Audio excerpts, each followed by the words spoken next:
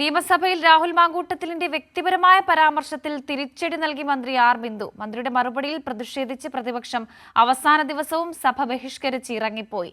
സർവകലാശാല നിയമ ഭേദഗതി ബിൽ ചർച്ചയ്ക്കിടയിലാണ് നാടകീയ സംഭവങ്ങൾ ഉണ്ടായത്. സർവകലാശാല നിയമ ഭേദഗതി ബില്ലിന്റെ ചർച്ചയ്ക്കിടയിൽ രാഹുൽ മാങ്കൂട്ടത്തിന്റെ പരാമർശങ്ങൾ അതിരുവിട്ടു എന്നാണ് ഭരണപക്ഷത്തിന്റെ ആരോപണം. കൽപ്പാന്ത കാലത്തോളം മന്ത്രി ആർ ബിന്ദുവിന് ഗുണാനുഭവിക്കാൻ പറ്റുന്ന ഒരുപാട് വ്യവസ്ഥകൾ ഉണ്ടായിട്ടുണ്ട്. അതിനകത്തേക്ക് ഞാൻ കടന്നു പോകുന്നില്ല. സാർ, ആകെ ആ യൂണിവേഴ്സിറ്റിയുടെ ഫ്രണ്ടിൽ കേരള യൂണിവേഴ്സിറ്റിയുടെ ഗേറ്റ് കടന്ന് പുറത്തേക്ക് ഇറങ്ങി വരുമ്പോ അവിടെ ആശാന്റെ ഒരു പ്രതിമയുണ്ട്. ആ ആശാന്റെ പ്രതിമ മാറ്റി എന്റെ പ്രതിമ വേണമെന്ന് മന്ത്രി പറയുന്നു ഒഴിച്ച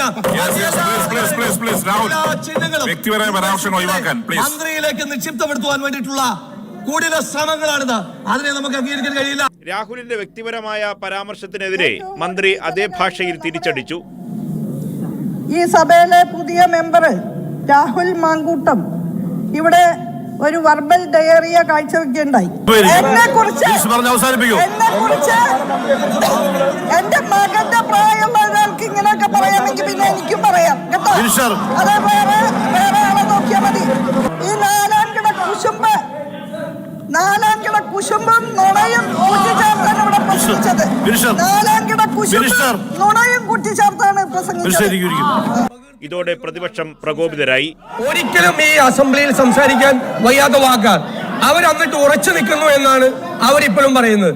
സാർ, ഞങ്ങൾ ഈ സഭ ബഹിഷ്കരിക്കുകയാണ്. നാടകീയ സംഭവങ്ങൾക്കൊടുവിൽ അവസാന ദിവസവും പ്രതിപക്ഷം സഭ ബഹിഷ്കരിച്ച് ഇറങ്ങിപ്പോയി. എന്നാൽ സഭ പിരിഞ്ഞ ശേഷവും മന്ത്രി ആർ ബിന്ദു തന്റെ നിലപാടിൽ ഉറച്ചുനിന്നു. അദ്ദേഹം വ്യക്തിപരമായിട്ട് എന്നെ അധിക്ഷേപിക്കുന്ന വിധത്തിൽ തന്നെയായിരുന്നു അദ്ദേഹം സംസാരിച്ചിരുന്നത്. അപ്പോൾ എൻ്റെ പ്രസംഗത്തിനിടയിൽ വെർബൽ ഡയറിയ എന്ന വാക്ക് ഞാൻ ഉപയോഗിച്ചു എന്നുള്ളത് ശരി തന്നെയാണ്. പക്ഷേ ഞാൻ മൈക്ക് ഓഫായിരുന്ന സമയത്ത് ഇപ്രകാരം പറഞ്ഞു എന്ന് പ്രതിപക്ഷ നേതാവ് പറയുന്നത് 100% കള്ളമാണ്. നിരന്തരം കേരളത്തിൻ്റെ പൊതുമണ്ഡലത്തിൽ നുണ പറഞ്ഞുകൊണ്ടിരിക്കുന്ന ഒരാളാണ് എന്നുള്ളത് കൊണ്ട് ഞാൻ ഇപ്രകാരം പറഞ്ഞു എന്ന് ആളുകൾ വിശ്വസിക്കുമെന്ന് ഞാൻ കരുതുന്നില്ല. കൈരളി ന്യൂസ്, തിരുവനന്തപുരം.